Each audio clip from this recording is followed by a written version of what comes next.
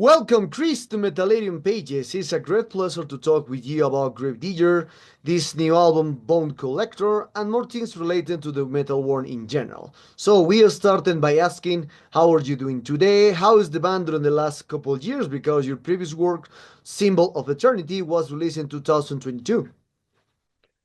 Yeah, we are really fine, my friend, and we feel powerful and you have a lot of energy because we are starting the tour in a couple of days and the release of Bone Collector on Friday. Mhm. And yeah, we have a lineup change. Axel Ritt left the band in 2023, and we have a new guitar player, Tobias Kersting. He's a former band member of Orden Organ. Yeah, and with him, we are a little bit back, I think, to the essential signature sound of the band, Mhm. with true heavy metal again, with very fast, direct, heavy songs without any bling bling, no concept, and no knights, no Scots, and only the Bone Collector. Okay, okay. So, talking about from this new album, when do you decide to start writing songs for this new album, Bond Collector? And all the songs new, or did you rescue any composition that left were out for your previous album, Symbol of No, Eternity? no, there's complete new songs, all songs written by Tobias Kersting and me. We started in October 23 to write the songs and finished it last August with the mixing and the mastering. And two songs are written also by Jens Becker. It's The Devil's Serenade and Killing Is My Pleasure. Yeah, and we have 11 songs. Incomplete, we had 13 songs, but two songs we will release later this year as a special Wacken edition for the 45th anniversary show. Mm. So yeah, a lot of things to do, a lot of shows coming up, and yeah, a lot of Okay, work. okay, nice, nice. Well, since Gravedigger started their career when in 1980, at that moment, you start releasing albums per year. There you have more than 20 records on your career. You have more singles, EPs, and more things related with this. So for you, how do you prefer to focus when you try to create a new album? When you finish story, or how do you decide when it's time to work on a new song and a new album? Because from the last year it was 3 years from your previous album. So for this, what made you now the right time to release a new one? I think we don't want to to wait such a long time. We don't need a time frame from 5, 6 years to release a new record. We are really creative people, and we like to write music, and that is the reason why we normally need only 2 years or 2.5 years. Mm. And we already planning the next one for exactly in release in 2 years. So you see, we are busy and creative, and I think all belongs to what if you love what you do, and if you love playing live or love to make compositions, then you can carry on, no problem. Okay, okay. So now, how do you feel about this new release compared to Fields of Blood, which came out during a difficult time during the pandemic? I think the new one is without any keyboards. We don't have a concept CD, and it's a really a true heavy metal record in the best tradition of classic heavy metal. Mhm. And I think that is the big difference. And yeah, I think from Fields of Blood there was also Symbol of Eternity after that, and now we are with the Bone Collector. And Symbol and Fields of Blood were both concept CDs, and the new one isn't a concept CD. We Mm. have normal lyrics from actual topics or writing songs about special people. Like Killing Is My Pleasure is a song about Richard Kuklinski, the mafia killer who killed 200 people and got the nickname Iceman, and such topics, and yeah. Okay.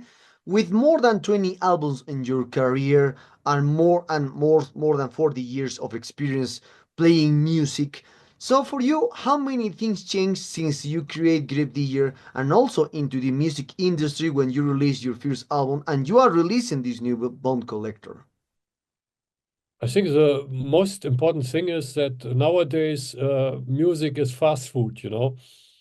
People listen to it on TikTok or Instagram or Spotify, you know, and you have to write a song where the chorus appears after 30 seconds. And but when I was young, you know, I don't know how old are you? How old are you? 44. 44. I'm 63, you know? Yeah. Okay.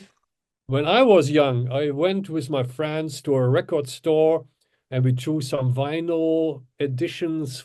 And then we can go to a record machine there and listen to it. And then we can choose between, we can buy all, but you have to buy one, you know. And it was so excited. You knew nothing about that before. Nowadays, you have to release 3 videos, a lyric video, and make a lot of promotion. And for me, in this time, music was more culture. Nowadays, it's so fast, you know. Okay, the record is out. 1 month later, you are forgotten, you know. The next 200 records are in the pipeline. So I miss someday, I miss the good old 80s. But anyway, we have to go with this evolution and we do it. And yeah, it brings also advantages, you know. You can reach more people via the internet.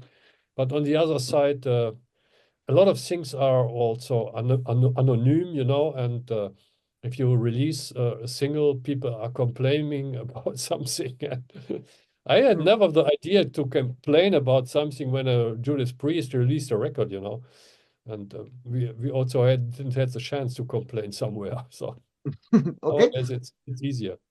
Okay, okay. So related with this topic of with over 40 years, more than 20 albums and in your career, if you had to pick if you have to pick three major milestones in your career from your discography, what would they be? I think it was the first record, Heavy Metal Breakdown, who brought us into the heavy metal scene. Mhm. Then I think it was Tunes of War who made us the biggest success always. And I think on the other side, it's Bone Collector because we started a complete new period of a Gravedigger sound and with a new guitar player. And I look very positive into the future. We have now the tour starting in a couple of days. We have best pre-sales ever in our career. So it will be great. So I think we have another couple of years before the coffin opens. Okay. So, and this topic from the Bone Collector. So, how do you choose the name of your album mostly? It's a random, or do you try to combine something that encompasses the concept of the entire album? And also, how do you decide typically the order of the songs on an album? Because nowadays, I feel that's an important aspect of the listening experience. Yeah, for sure. When I put the track list together, I see the whole thing, you know, and I want that the people not get bored. That I never put 3 faster songs after each other, and then 3 mid-tempo songs. Yeah, make a good choice, and uh, yeah, the track list is very important for a record, you know, to see the global complex thing of the music. And yeah, what was the first question? I forgot. Okay, no, that in just in general. Yeah. So that's in general. So you guys were a huge inspiration for a generation of metal bands that went on to get even more extreme nowadays. So and the genre has kept evolving ever since. So what keeps you guys committed to your more classic sound rather than exploring other musical directions? You know, extreme metal, for example. I think nobody would buy a Gravedigger record if I start to growl, you know, like a death metal band. I think we have a signature sound that people can trust if they buy a record, you know, okay, it's Gravedigger. Sometimes it sounds a bit more epic, sometimes it sounds a bit more straight, like the Bone Collector. But at the end, when you buy a Gravedigger record, you know what you get. And I think that is also the success of this band. And if you listen to all these new bands with these Europop melodies and all this stuff, you know, Sabaton or Beast in Black, they have a huge success. But at the end, for me, it's not heavy metal, you know, it's pop metal and pop hard rock. And Mm. like Saxon, Judas Priest, Gravedigger, they are playing classic heavy metal. And I think you can't find so many bands playing this sound anymore. Okay. So I understand completely about one thing, about everything that you said. So now Bond Collector is your new album, is your new album in your career. So and always when you release a new album for many bands are like your best child today until today because you are releasing your best work today is the last one and more things related. But and into this topic, do you consider it that this Bone Collector is the best work to date? Ask me that in 5 years.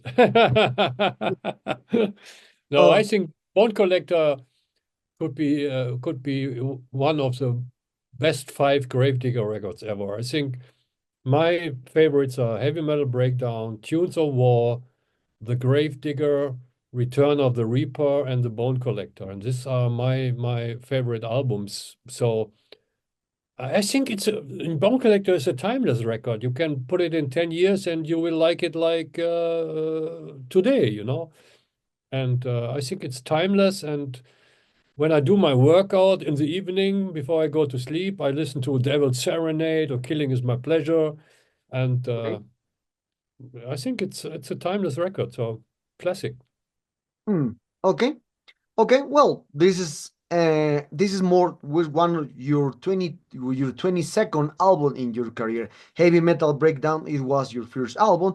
And when you release that album, you have that sensation or the anxiety to release the albums, to release the expectation how this album will take to the world this album because at that moment you are a new band, you are releasing new album, your first album, but now more than 40 years pass from that excitation or from anxiety to see how this album will take for the people. Now there's your Bone Collector is your 22nd album in your career.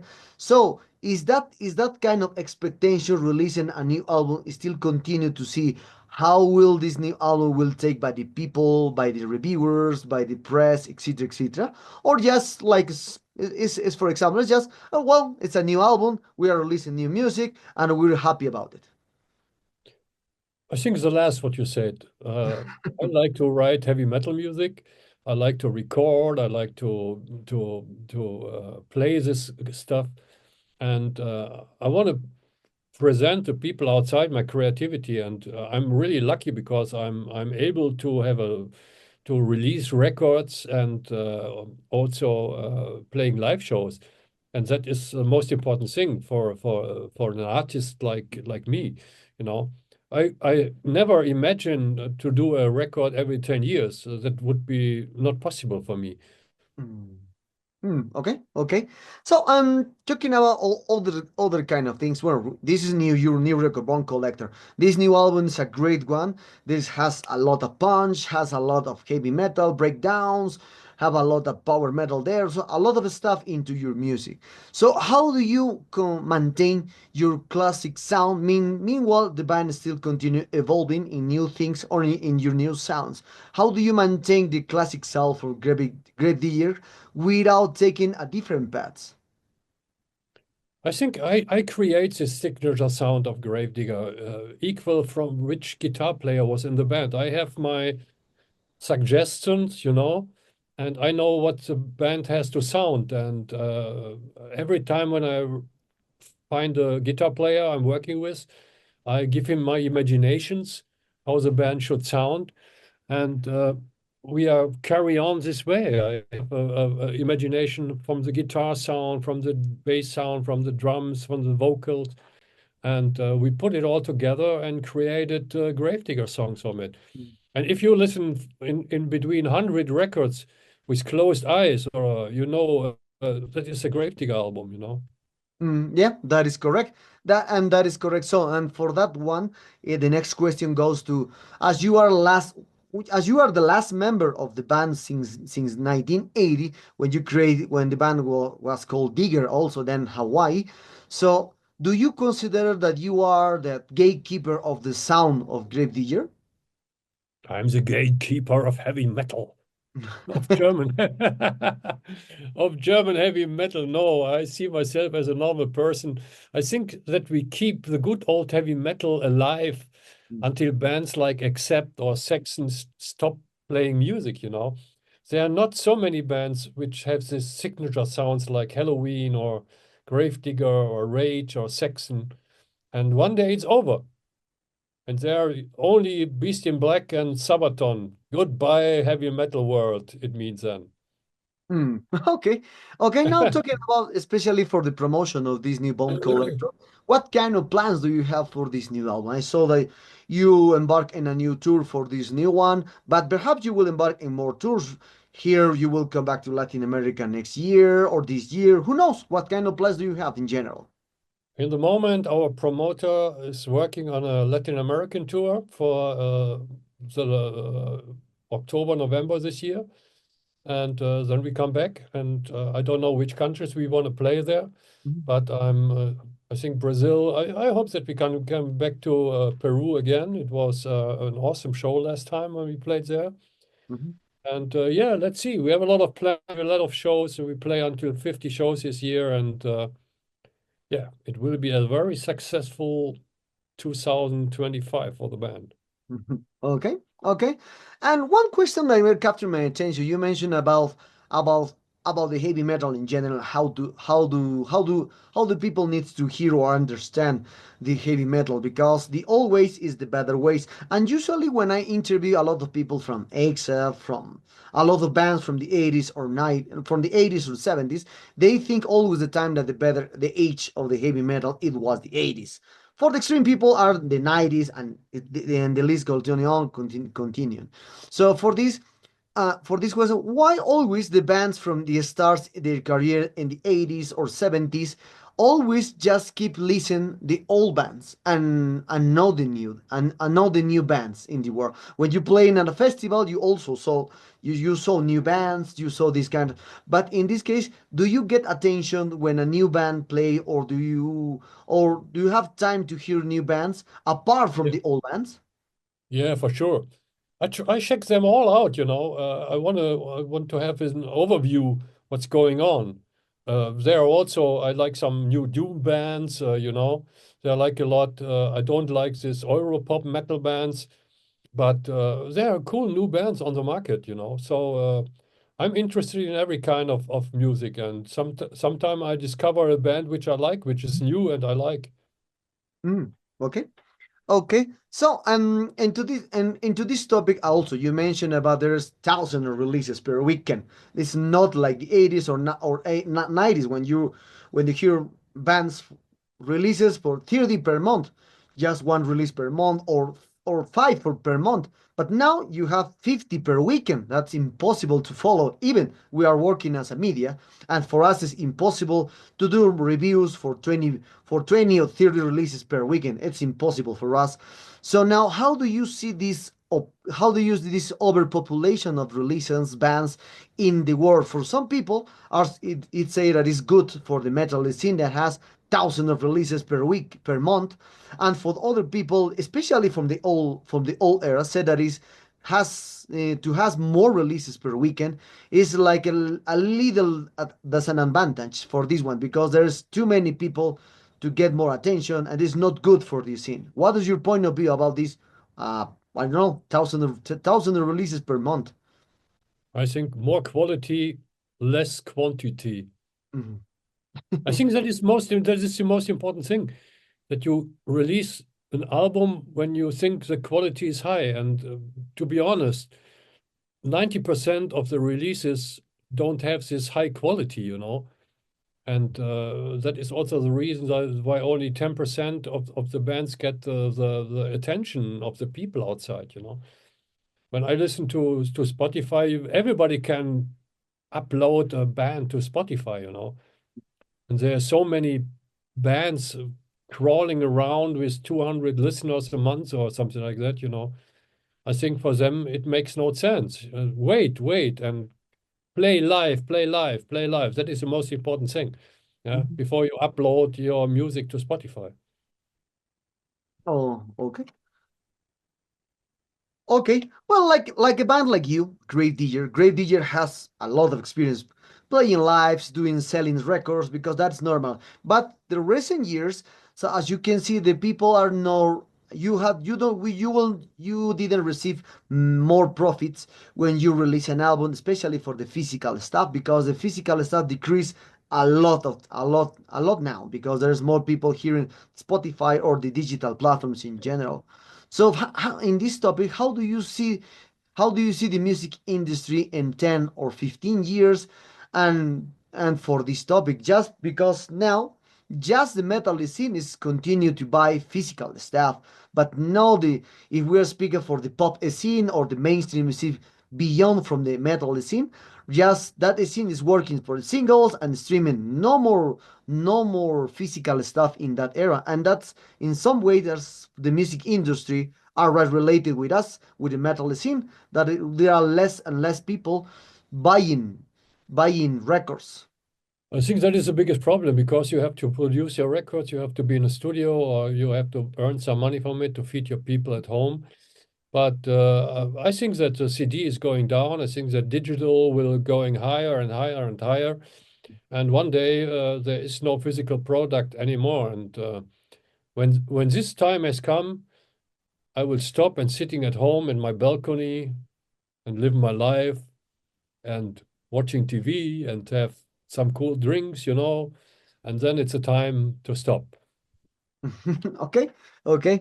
So, okay, other detail as you can see, for me it's a very so curious thing because when I hear bands, bigger bands or well-known bands, you try to sound more organic. You try to sound more like you are recording an album as the old days to try to do this as the better ways to that you can do with your possibilities as a musician, as a technician, etc. But now as you can see, where there is a thousand records try to release it or try to sound perfect with any kind of mistakes with any kind of things. So and for me that's for me it's not good because as you said quality it not means quantity for this one.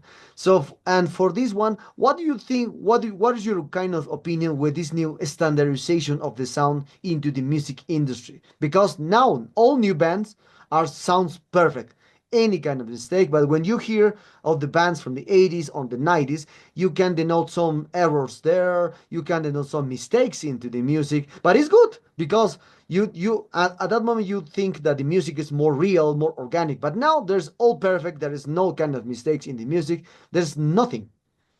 It's difficult. I think when there are so many bands on the market, the people are forced to listen to Spotify, to listen to all these bands, because they don't have the money to buy physical products. Mhm. That is a problem. We will see what happens in the future. Thank you very much for this interview, Chris. It was a pleasure to attend you. Well, it was a pleasure to have to do it. Perhaps do you want to add something to your Latin American fans and obviously Metallica followers? See you in October, November this year. We rock your ass out.